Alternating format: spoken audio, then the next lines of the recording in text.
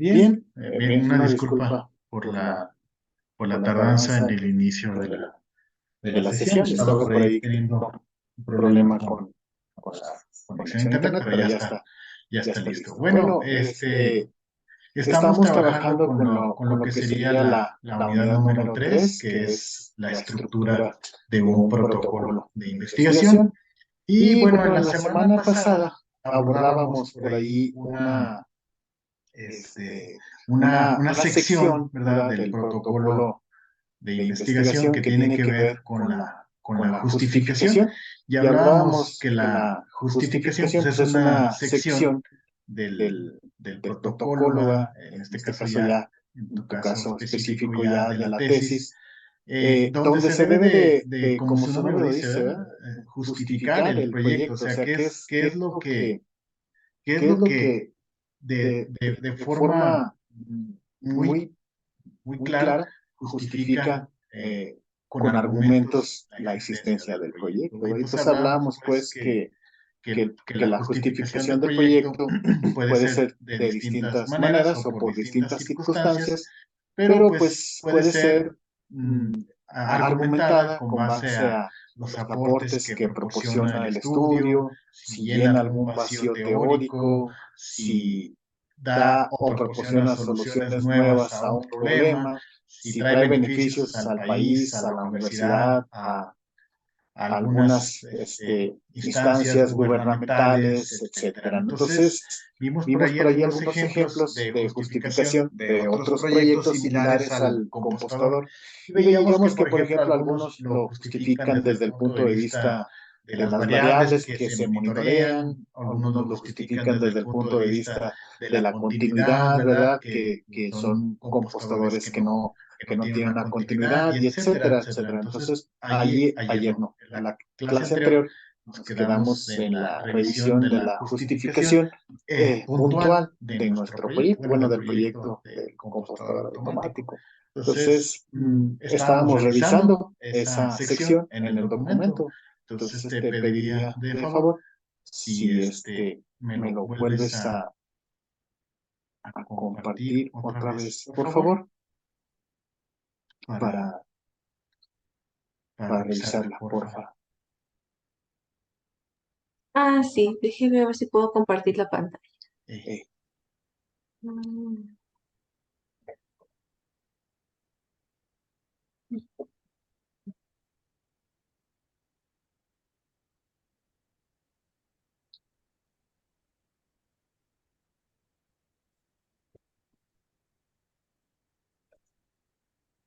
ahí ahí está. está. Ujú. Ujú. Muy Muy bien, bien, entonces entonces es de es de vital vital importancia importancia recordar que recordar que los los suelos suelos son un son un recurso recurso muy muy valioso, valioso, no no renovable renovable y y conforme conforme transcurren transcurren los los años años son son altamente altamente amenazados amenazados por por los los diferentes diferentes comportamientos comportamientos destructivos que destructivos que son son provocados provocados por por las las diversas diversas actividades actividades agrícolas, agrícolas, económicas y económicas y de de urbanización urbanización de de la la humanidad. humanidad. Bueno, Ujú. ok, Ok, sin sin duda duda, la la humanidad es humanidad es responsable responsable que en que el en el presente presente y y en en el el futuro futuro los los suelos suelos proporcionen proporcionen agua, agua, aire y aire y sobre sobre todo todo alimentos alimentos para para todas todas las las generaciones generaciones por por venir. venir. Por Por lo lo tanto, es tanto, es importante importante tomar tomar medidas medidas el día el de día de hoy hoy para para asegurar asegurar la la existencia y existencia y la la conservación de conservación de los los suelos suelos sanos sanos en en todo el todo el país, país, garantizando garantizando un un futuro futuro sostenible. sostenible. Ujú. Ujú. ¿Podrías ¿Podrías bajarle bajarle un un poquito poquito más, más, por por favor? favor?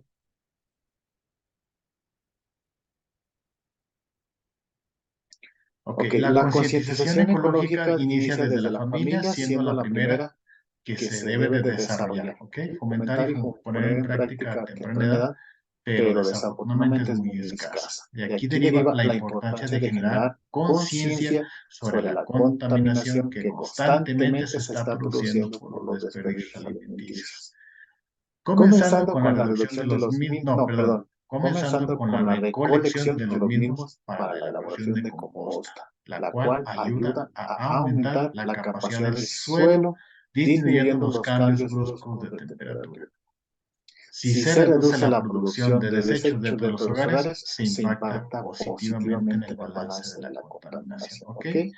La construcción del compost automático también se justifica porque los que existen actualmente en el mercado no son fabricados para recibir diariamente los residuos orgánicos, ya que es necesario que primeramente se complete el proceso de compostaje. Por lo tanto, se espera que el usuario acumule los desechos orgánicos durante cierto periodo de tiempo, lo que podría traer fauna indeseada, provocar la contaminación del entorno y generar olores desagradables. Otra opción sería desechar los residuos orgánicos en la basura, lo cual resultaría en una pérdida de eficiencia en su tratamiento. Si se fuerza la introducción de residuos orgánicos en estos productos comerciales, se corre el riesgo de obtener un producto de baja calidad y no uniforme. El presente compostador automático se diferencia de los productos comerciales existentes debido a que su configuración mecánica le permite al usuario la alimentación diaria de residuos orgánicos, así como el monitoreo y control de las variables críticas de humedad, temperatura y pH, de manera completamente automática, garantizando la obtención diaria de composta con una calidad estandarizada. Muy bien. Por lo anteriormente mencionado, se justifica el proyecto con la finalidad de contribuir a la regeneración de suelos por medio del compostaje, siendo una de las alternativas más factibles tanto en el aspecto tecnológico como económicamente. Mediante la construcción de un compostador automático de tamaño doméstico totalmente funcional, en el cual se tendrá composta estandarizada mediante el proceso automatizado de control de las variables de humedad, pH y temperatura. ¿Qué más tenemos?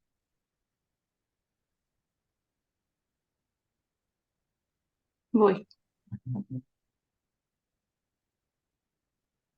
Y ya. Está bien.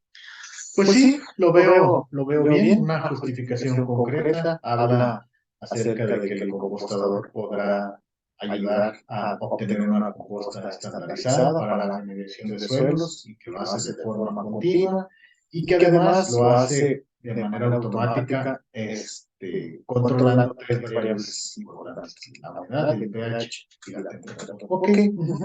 Muy bien, Pepita. Sin mayor comentarios, creo que la justificación está bien. No le veo algún punto que modificar o que reforzar, entonces la veo bien. ¿Sí? Entonces, bueno, entonces dejamos Creo que ya nada más faltaría lo que me dijo la otra vez que no lo he hecho.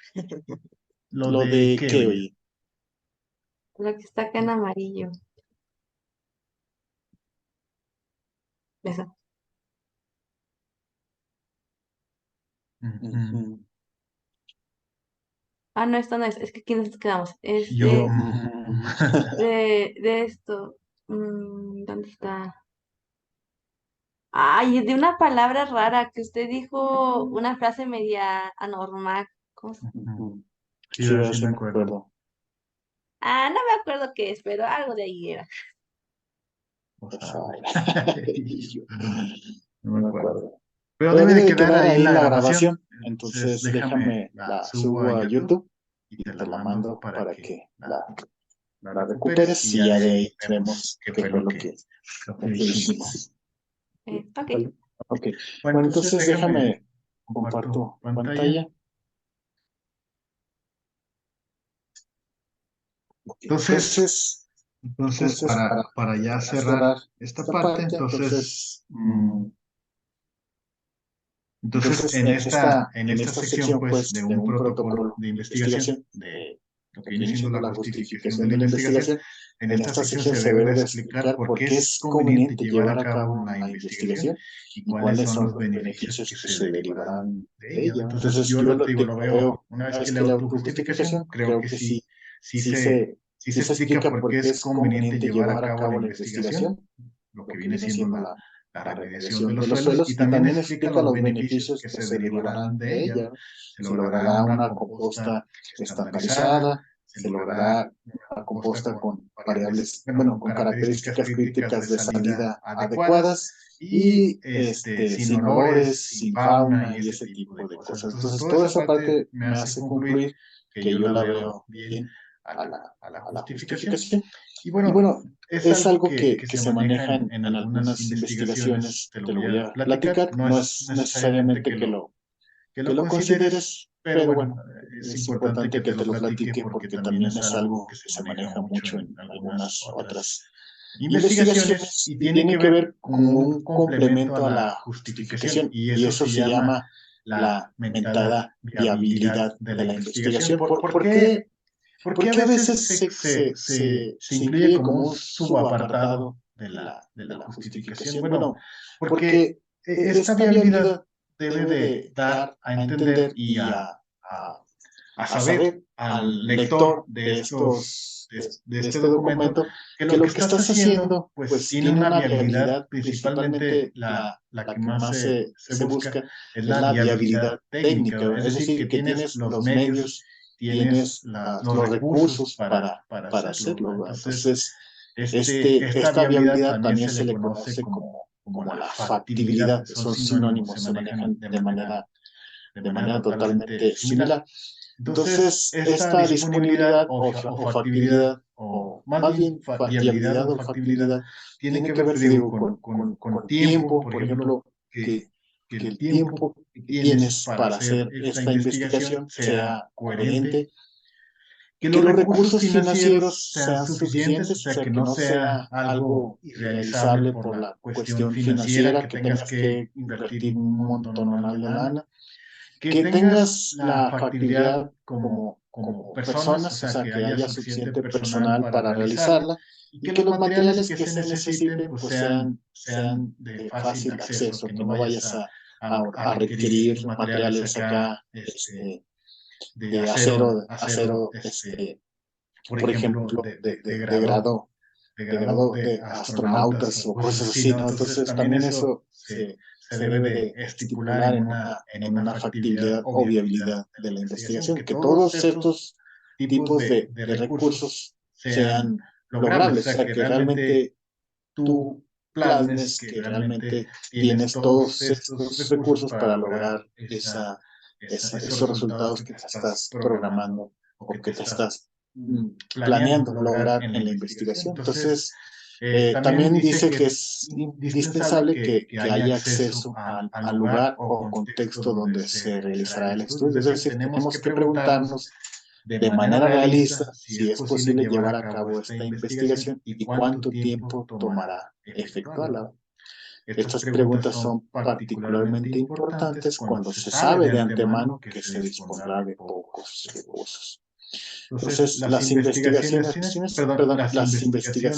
que se demoran más allá de lo previsto pueden no ser útiles cuando se concluyen, sea porque sus resultados ya no se aplican, o sea porque han sido superados por otros estudios, o porque simplemente el contexto cambió. Entonces, esta factibilidad o viabilidad, pues a veces es importante considerarla como una sección adicional a la justificación.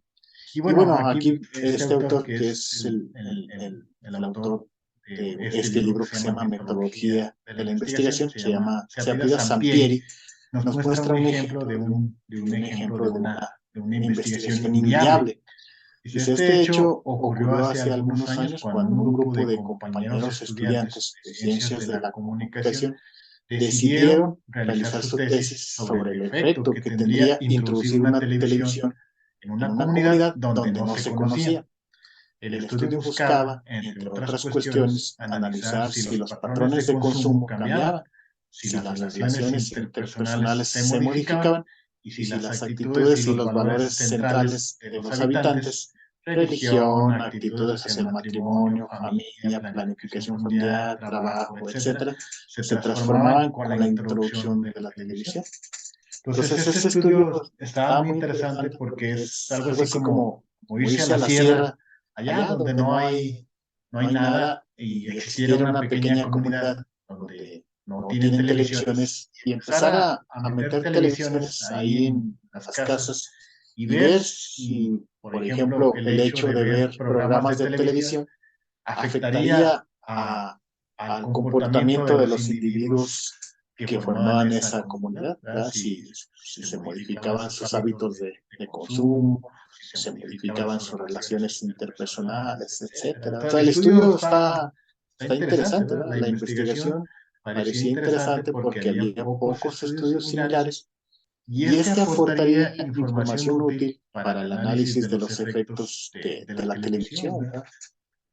Para ver la difusión de las innovaciones y otras eras del conocimiento. Sin embargo, el costo de la investigación era muy elevado, porque había que adquirir muchas televisiones y obsequiárselas a los habitantes o rentárselas y hacer llegar a esa comunidad por la señal de la televisión, contratar personal para ir a hacer las encuestas, para ir a hacer observaciones, y eso conlleva pues la lana para el transporte y la lana para comer, y total de que empezó a hacerse un poquito oneroso el gasto. Entonces esto superaba las posibilidades económicas de los estudiantes aun y cuando se consiguiera financiamiento. Entonces también ese estudio llevaría bastante tiempo realizarlo, cerca de 3 años, tomando en cuenta que se trataba de una tesis. Entonces, posiblemente para un investigador especializado en el área, este plazo no resultaría un obstáculo, pero para un estudiante que estaba haciendo una tesis, en donde generalmente el espacio de tiempo es 1 o 2 años, por ejemplo, en esta maestría, 1 o 2 años para hacer la tesis, pues entonces un estudio de 3 años pues sería un poco inviable, porque iría más allá del tiempo dedicado para la obtención de esa tesis. Entonces, los factores temporales, el tiempo y otros factores como el factor económico, pues pueden ser un caso de inviabilidad de una investigación, ¿sí?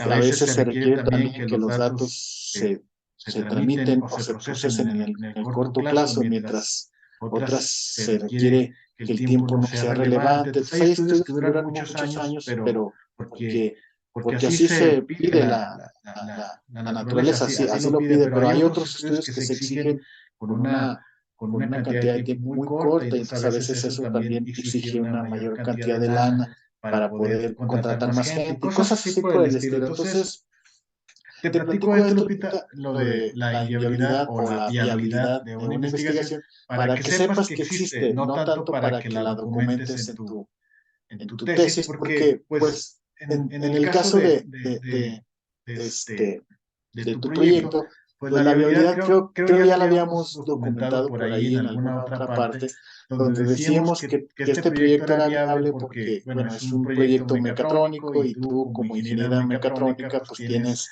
los conocimientos para poder hacer la programación, hacer el control y todo lo que se necesite para la automatización del prototipo. Entonces, digo, esta parte nada más te platico como una sección que en algunos proyectos se pone para dar la certeza y la seguridad de que la investigación sí se puede realizar en lo que se refiere a la cantidad de recursos, que hay la suficiente lana, que hay el suficiente tiempo, que hay la suficiencia en conocimientos para poder lograr los resultados propuestos o planeados en una investigación. ¿Sale, Vale?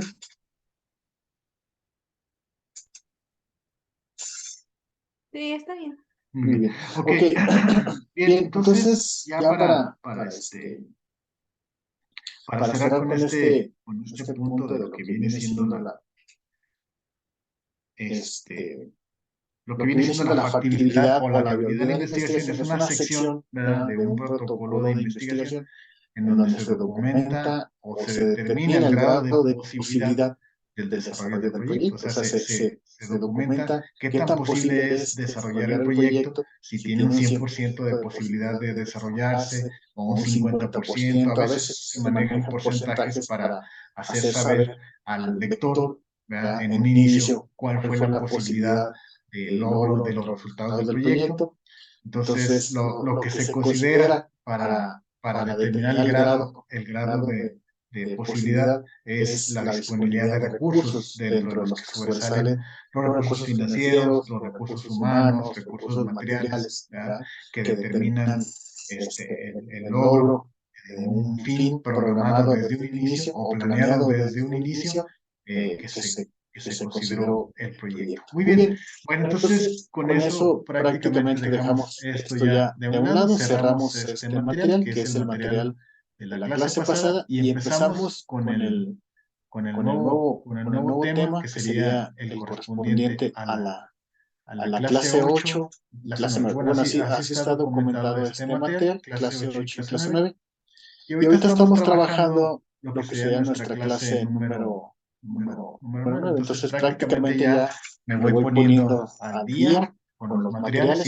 Iba atrasado una clase, pero ya me voy a ir poniendo al corriente.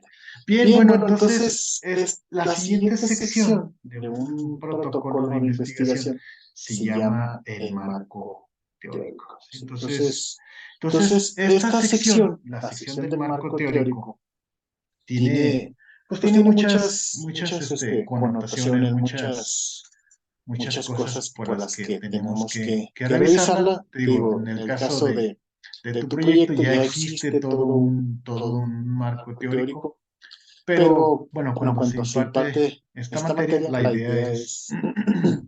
la idea es que los chicos vayan viendo qué es lo que tienen que desarrollar de marco teórico para que respalden lo que es su investigación.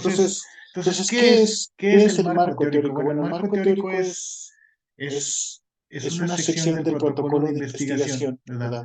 Que busca describir detalladamente cada uno de los elementos teóricos que serán utilizados en el desarrollo de una investigación. En pocas palabras, como su nombre lo dice, enmarca la teoría existente detrás de una investigación. Es decir, lo que ya existe, lo que ya se ha escrito, ¿verdad? Lo que ya se ha escrito por otras personas. Entonces, este marco teórico permite al investigador ver cuáles son las interrogantes que aún no tienen respuesta comprobada y que son objeto de estudio. De hecho, muchas ideas de investigación surgen al estar leyendo un marco teórico. Entonces, como que es un poquito contradictorio decir, bueno, si yo estoy trabajando con un tema de investigación, ¿cómo es posible que a través de la lectura del marco teórico surja el tema de investigación? Bueno, más bien con el marco teórico se reafirma si tu tema de investigación es vigente o no. Porque es muy triste, y sí suele pasar. Es muy triste que tú elijas un tema de investigación y ya lo empiezas a desarrollar. Y cuando llegas al marco teórico, te das cuenta de que lo que estás investigando ya existe y no bolas. Entonces eso pues es muy triste para un investigador porque en ese momento se corta tu investigación. O sea, ya no puedes seguir con la investigación porque encontraste que en el marco teórico ya existe una investigación exactamente igual a la tuya y que busca los mismos resultados, que logró los mismos objetivos que tú te estás planeando, y entonces eso hace que tu investigación ya no tenga sentido. ¿Sí? Entonces esa es la importancia que tiene el marco teórico. ¿Sí? Entonces, son varias funciones que tiene un marco teórico. Algunas de las principales funciones que tiene el marco teórico pues es prevenir errores, ¿verdad? Ayuda a prevenir errores porque te sirve, ¿verdad?, para ver cómo han abordado problemas similares otros investigadores del problema que tú estás abordando, ¿verdad? O sea, te dice, por ejemplo, si una población sujeta a estudio es correcta o no es correcta, te dice si el método que estás usando alguien más ya lo usó y si llegó a resultados adecuados o no. Entonces te ayuda mucho el marco teórico a prevenir errores en la metodología, en el procedimiento, etcétera. Incluso esta parte yo siempre lo he mencionado cuando tú haces una investigación y no llegas al resultado que te propusiste, pues también lo debes de documentar, ¿verdad? O sea, también es un resultado valioso porque le dices a los demás cómo no hacer las cosas, ¿verdad? Cómo no se debe de hacer las cosas para lograr cierto objetivo que tienes propuesto. Entonces, no te vayas por este lado, porque yo ya lo hice y no me funcionó. Entonces, el marco teórico también debe de estar enriquecido con procedimientos hechos por otras personas y que no se hayan llegado a los resultados que se buscaban. Se lograron otros resultados, pero no se lograron los resultados que se deseaban. Entonces, hay muchos temas, no, muchos casos de esto que les platico, de lo que viene siendo los resultados previstos y que no se lograron. Y esos tienen un nombre, se llaman accidentes científicos. Y es cuando estabas buscando algo y resulta que ese algo que estabas buscando no lo lograste, pero lograste otra cosa, ¿verdad? Un ejemplo muy importante que les puedo platicar es, por ejemplo, el ejemplo de la Coca-Cola. La Coca-Cola surgió porque el inventor, el doctor, creo que se apellida Grossman, ajá, ese señor buscaba un nuevo jarabe para la tos. Eso es lo que estaba buscando.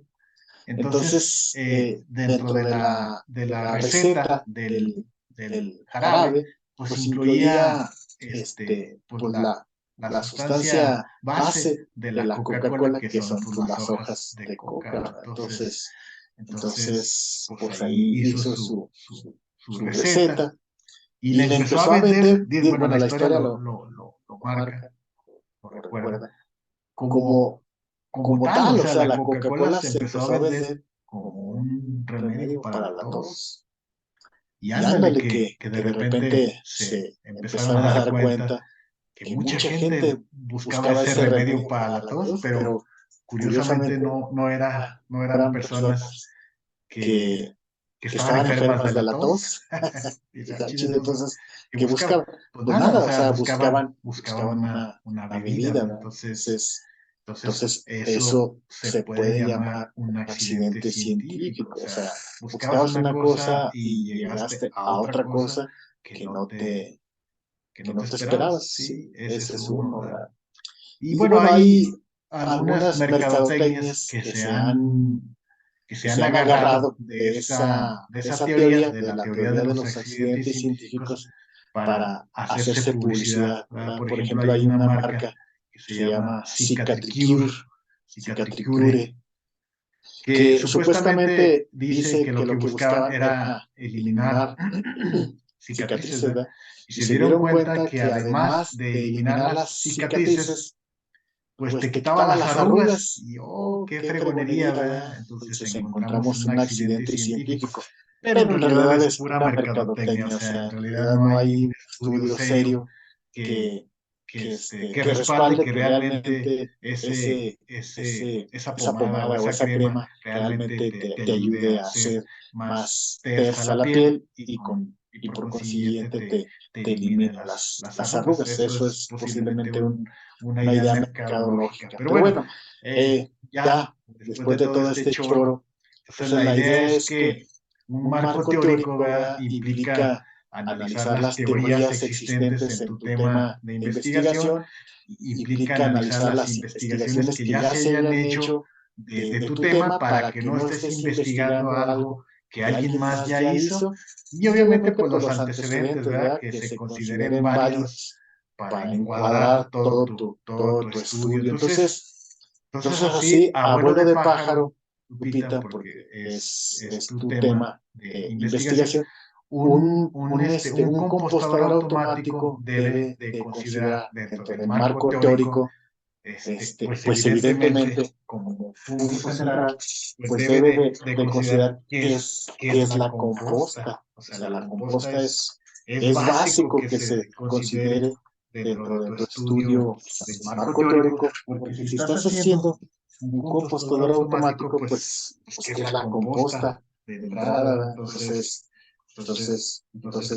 qué es la composta como tema central? Y luego, los métodos actuales y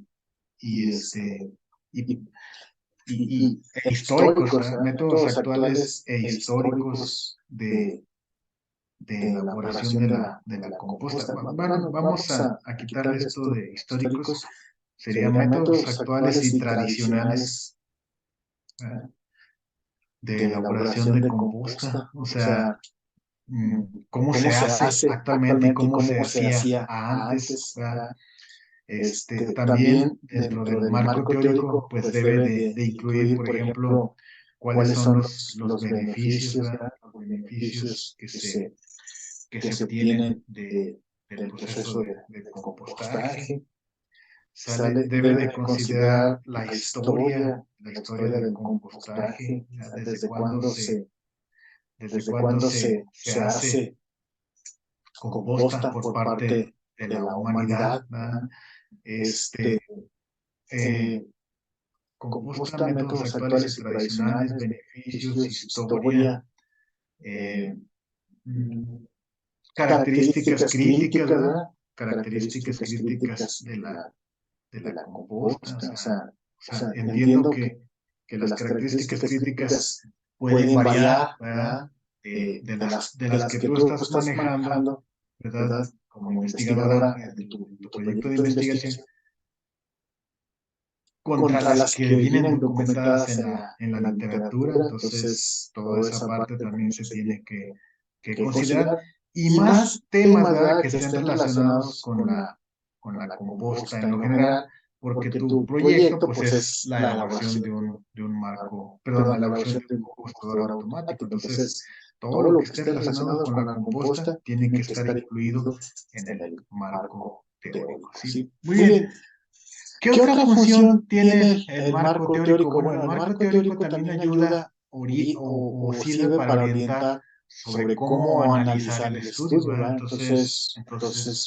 Entonces es muy probable o es muy, sí, válgase la redundancia, es muy probable que cuando tú veas la teoría te des cuenta de qué procedimientos siguieron otros investigadores que están relacionados sus temas de investigación con el tuyo. Entonces, por ejemplo, ahí en la parte de la literatura existente en el marco teórico, te diste cuenta que hay diversos métodos automatizados ya para hacer composta, incluso algunos incluyen mecanismos de conexión con sistemas de tracción, por ejemplo, tractores o máquinas con motores acoplados, ¿verdad?, para hacer el movimiento de la máquina de compostaje, etcétera. Entonces, otra de las funciones que sirve mucho a la hora de elaborar un marco teórico es que te orienta sobre cómo analizar el estudio. También sirve al investigador para centrarse en el problema, evitando desviarse del planteamiento original. Exacto. Entonces, eso es una de las funciones importantes del marco teórico, porque como su nombre lo dice, ¿verdad?, te enmarca la teoría existente en tu tema y te evita te desvíes a otros temas porque no está incluido en el marco teórico. Entonces, esa es otra de las funciones importantes del marco teórico. Conduce al establecimiento de hipótesis o afirmaciones, exacto. O sea, un buen marco teórico apoya el planteamiento de una hipótesis. Inspira nuevas líneas y áreas de investigación, ¿sí? A la hora de estar investigando el marco teórico, puedes decir, esto no se ha investigado tampoco. Entonces, te inspira para más adelante, cuando termines tu proyecto, poder saber hacia dónde va la investigación en tu campo y que puedas generar nuevas ideas, nuevas líneas de investigación que vayan coherentes con lo que se está investigando en ese campo, que no te desvíes hacia otros temas que nada que ver. Y pues dan un marco de referencia para interpretar los resultados del estudio. Muy bien, entonces ¿cómo se genera o en qué momento se genera un marco teórico? Bueno, generalmente el problema el problema no. El marco teórico se genera una vez que ya has definido completamente el problema de estudio, que ya tienes los objetivos de investigación, que ya tienes las preguntas de investigación. Y digo, en algunos casos, cuando ya has investigado si tu proyecto es factible y si es relevante, entonces sí, entramos al marco teórico para ver si todo lo que está escrito en la literatura respalda tu problema, ¿verdad? Tu problema de estudio, si tus objetivos son coherentes, si tus preguntas podrán ser respondidas más adelante con tu desarrollo de tu proyecto, y todo eso te ayuda el marco teórico. ¿Sí? Entonces, el marco teórico tiene varias etapas que se tienen que considerar. La primera etapa y una de las más importantes es la revisión de la literatura. ¿Sí? Entonces, esta revisión de la literatura abarca varias fuentes, ¿verdad? Así se le llama fuentes. ¿Cuáles son las fuentes en la revisión de la literatura? Bueno, hay fuentes que se llaman fuentes primarias, hay fuentes secundarias y hay fuentes terciarias. Entonces, ¿cuáles son unas y cuáles son otras? Bueno, las fuentes primarias, Lupita, son datos de primera mano. Por ejemplo, libros, antologías, artículos científicos, artículos de divulgación, etcétera. Esas se le llaman fuentes primarias, ¿verdad? También incluye, por ejemplo, tesis, ¿verdad? Tesis, disertaciones, documentos oficiales, por ejemplo, normas oficiales mexicanas, ¿sí? Etcétera, ¿no? Testimonios de expertos, por ejemplo, también si entrevistaste a un experto y tiene su nombre, su rango, su preparación, etcétera, ¿sí? Son fuentes primarias. El Internet, pero obviamente el Internet con páginas serias, nada de Wikipedia, nada del Rincón del Vago, nada de buenastareas.com, nada de eso son fuentes primarias. Ok, me queda menos de un minuto, Lupita. Continuamos en una siguiente sesión. Ahorita te mando el enlace. Sí, está bien. Ok.